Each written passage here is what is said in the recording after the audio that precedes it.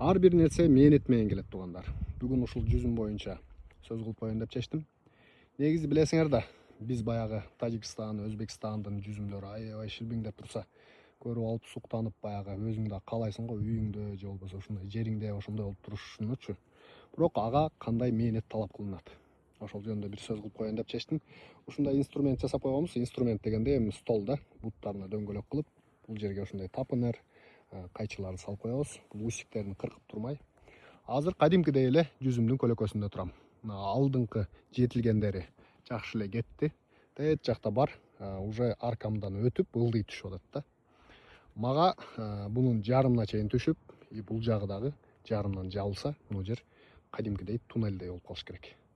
Көлөкө болуп, бул жактан элдер ежа малинасын башкасын терип чыкса, бул жерде көлөкөдө бир аз эс алат да, кайра кирип кетет. Азыр тетигиндей зонтиктерди жайып алып бир аз жүдөп аткандагы кезибиз.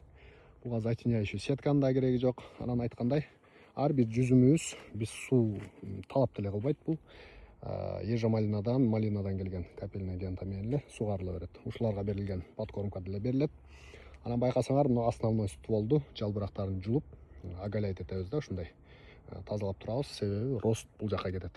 Анан үстүнө тийбейбиз. Анча-мынча усиктерин кыркып коебуз. Сон болуп көлөкө берип атат. Көлөкө кадимкидей эле ушундай. Бул азыр башталышы. Кудайым буйруса, мындан да сонун күндөр болот.